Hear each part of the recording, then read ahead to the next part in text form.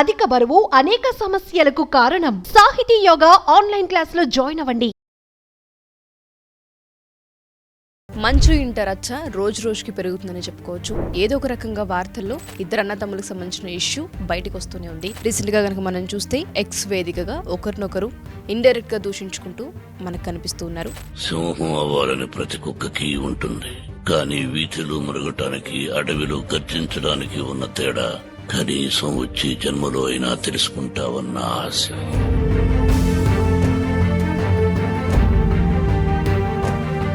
నిన్న ఒక ఇంటర్వ్యూలో మంచు విష్ణు గారు మాట్లాడుతూ కూడా ఒక మాట చెప్పడం జరిగింది. ప్రతిరోజు సెలబ్రిటీ కుటుంబాల్లో ప్రతి ఇంట ఇట్లాంటి ఉంటాయి, కానీ మా ఇంట్లో విషయం మాత్రం మీడియా ఎక్కువగా ప్రచారం చేస్తున్నాయి. మీడియా ఎక్కువగా ప్రచారం చేయట్లేదు విష్ణు గారు, గుర్తుపెట్టుకోండి.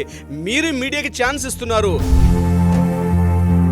ఎవరికి ఏం చెప్పలేని స్థితిలో మోహన్ బాబు గారు మాత్రం చిట్ట చివరి ఈ వయసులో వృద్ధాప్యంలో మాత్రం చాలా వరకు పూర్తిగా సజీవంగా ఉన్న మనిషి అయినప్పటికీ కూడా ఇద్దరు కొడుకులు కలిసి మోహన్ బాబు గారిని చంపే స్థితి పట్టుకొచ్చేశారు. నమస్కారం అండి, అలగిరి రవీంద్రనాథ్ గారు. నమస్తే అండి ఉషా గారు.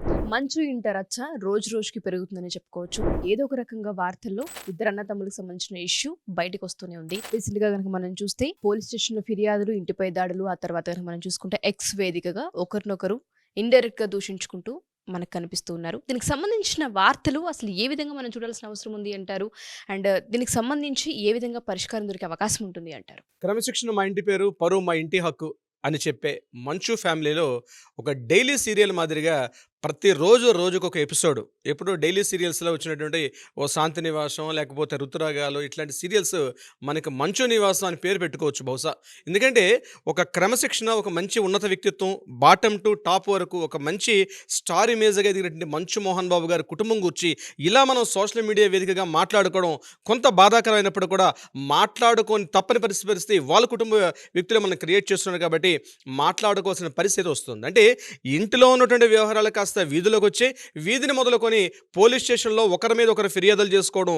దీనిలో ప్రధానంగా ఏంటంటే నిన్న మంచు విష్ణు గారు మోహన్ బాబు గారు నటించినటువంటి రౌడీ పోస్టర్ సినిమా పోస్టర్ని ఆయన చూపిస్తూ ఒక కింద డైలాగ్స్ రాస్తూ ఇట్లాంటి ఆ డైలాగ్ని ఒక కోట్ చేస్తూ ట్వీట్లో మంచు విష్ణు గారు ఒక విషయం చెప్పడం కూడా జరిగింది. దాంట్లో ప్రధానంగా ఏంటంటే సింహం అవ్వాలని ప్రతి కుక్కకి ఉంటుంది, కానీ వీధిలో మురగటానికి అడవిలో గర్జించడానికి ఉన్న తేడా కనీసం వచ్చే జన్మలో అయినా తెలుసుకుంటావన్న ఆశ.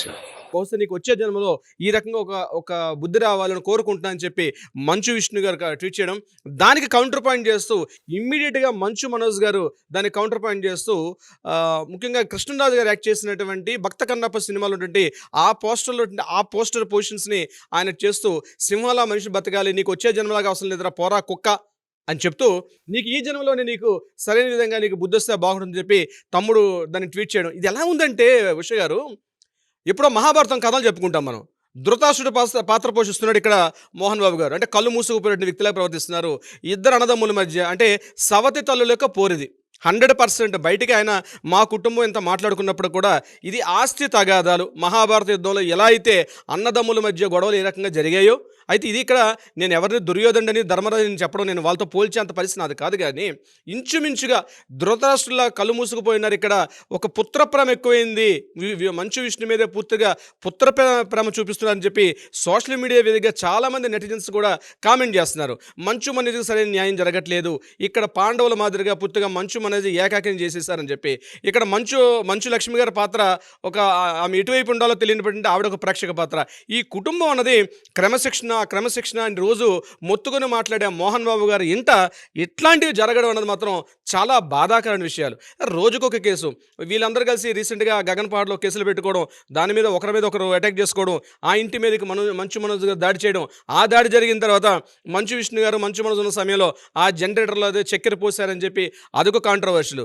రీసెంట్గా సంక్రాంతి వేడుకల్లో భాగంగా తిరుపతిలో కుటుంబం యావత్తు చేసినప్పుడు మంచు మనోజ్ ఫ్యామిలీని దూరంగా పెడుతూ మంచు విష్ణు గారి ఫ్యామిలీతో పాటు మంచు మోహన్ బాబు గారు కలిసి అక్కడ ఒక కుటుంబ వేడుకల్లో పార్టిసిపేట్ చేయడం, ఆ సంఘటన వాళ్ళు వస్తారని తెలిసి ముందు రోజే ఇమ్మీడియట్గా మంచు మనోజ్ గారు ఆ తిరుపతిలో ఏదైతే డీమ్డ్ యూనివర్సిటీ ఉందో మోహన్ బాబు గారికి సంబంధించి ఆ మోహన్ బాబు యూనివర్సిటీ మీద తన మన్ని మార్బలంతో మంచు మనోజ్ గారు ఆ యూనివర్సిటీ మీద అటాక్ చేయడం, దానిలో ప్రవేశం లేకపోతే ఆయన మీడియా పాయింట్ ఆయన మాట్లాడుతూ అక్కడ ఇట్లా నాకు చేస్తున్నారు, సో నా కుటుంబం నేను దీనిగా వచ్చాను, నా తల్లిదండ్రులు నా తాతల యొక్క ఆస్తి కోసం నేను వస్తున్నాను, నేను ఆస్తి నాకు రావాల్సిందే, వాళ్ళ సమాధులు దర్శించుకోవడం కోసం చెప్పి నేను వచ్చాను చెప్పి ఆయన మాట్లాడడం, దాని ఎగ్నిస్ట్ ట్వీట్. అంటే ఇదంతా ఏంటంటే అండి, ఒక కాంట్రవర్షియల్ క్రియేట్ చేసుకుంటున్నారు వాళ్ళందరూ కూడా. అంటే ఎంతోమంది సెలబ్రిటీస్ ఉన్నారు. ప్రతి సెలబ్రిటీ కుటుంబంలో నిన్న ఒక ఇంటర్వ్యూలో మంచు విష్ణు గారు మాట్లాడుతూ కూడా ఒక మాట చెప్పడం జరిగింది.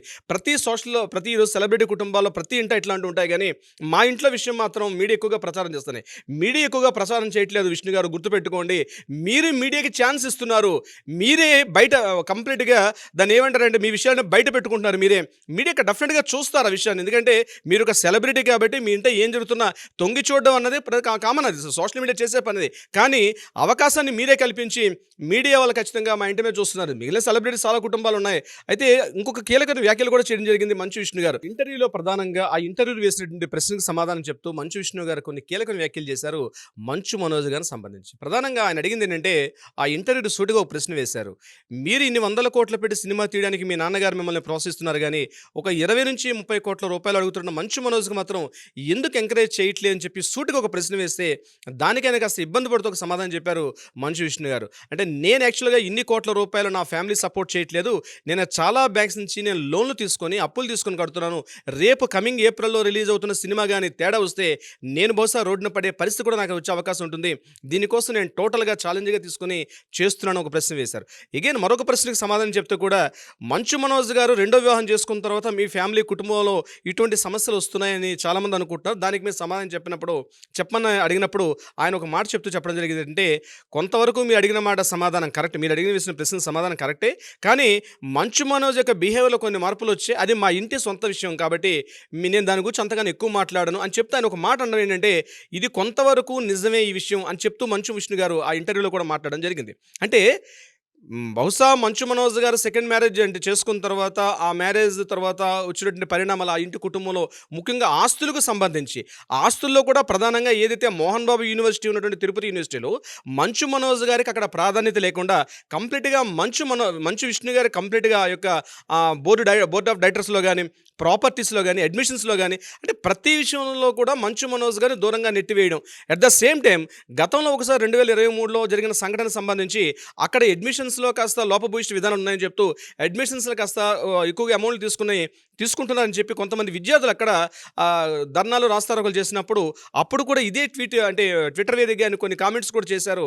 నేను ఖచ్చితంగా ఫ్యామిలీగా నా మీద జరుగుతున్న తప్పు నేను సర్దిద్దుకునే ప్రయత్నం చేస్తాను, ఖచ్చితంగా మీకు నేను సపోర్ట్ ఉంటానని చెప్పి ఎవరైతే విద్యార్థులు రాస్తారోకలు ధర్నాలు చేశారో, యాజిటేషన్స్ చేశారో వాళ్ళకి సపోర్ట్గా మంచు మనోజ్ గారు మాట్లాడిన తర్వాత, అంటే సుమారుగా లాస్ట్ ఇయర్ మనకి అక్టోబర్ నవంబర్ ఈ 2023లో జరిగిన టైంలో, సో అప్పటి నుంచి ఇంకా మంచు మనోజ్ డిఫరెంట్గా ఉన్నాడని చెప్పి ఆయన కంప్లీట్గా దూరంగా పెట్టారు. ఇదే కాకుండా ఓన్లీ డీమ్డ్ యూనివర్సిటీ ప్రాపర్టీ ఆస్తులే కాకుండా మిగిలిన కొన్ని విషయాల్లో కూడా మంచు మనోజ్ని కాస్త దూరంగా పెట్టడం జరిగింది. కొన్ని సందర్భాల్లో మూవీస్ విషయంలో కూడా చాలా సపోర్ట్ చిన్నప్పటి నుంచి కూడా మంచు విష్ణు కన్నా మంచు మనోజ్ గారికే చాలా సపోర్ట్ చేశారని, అయినప్పుడు కూడా ఆయన ఇన్ టైంలో అంటే కరెక్ట్గా క్యాష్ చేసుకోకపోవడం వల్ల చాలా వరకు ఇబ్బందులు పడుతుంటే మళ్ళీ బిజినెస్ చేసుకోమని మంచు మోహన్ బాబు గారు సపోర్ట్ చేసినప్పుడు కూడా నేను వ్యాపార లావాదేవీలు నాకు ఇంట్రెస్ట్ లేదు కాబట్టి నేను ఈ రంగాన్ని ఎంచుకుంటాను, డిఫరెంట్ జోనర్స్లో పనిచేస్తున్నప్పుడు దీని మీద తండ్రి కొడుకులు కొంత వాగ్వాదం ఉన్నట్లుగా కూడా మనకు కొంత ఇన్ఫర్మేషన్ కూడా మనకు తెలుస్తుంది. అయితే ఇక్కడ ఎలా అయిపోయిందంటే, చిన్నప్పుడు తండ్రి జోడన అంటే తండ్రి యొక్క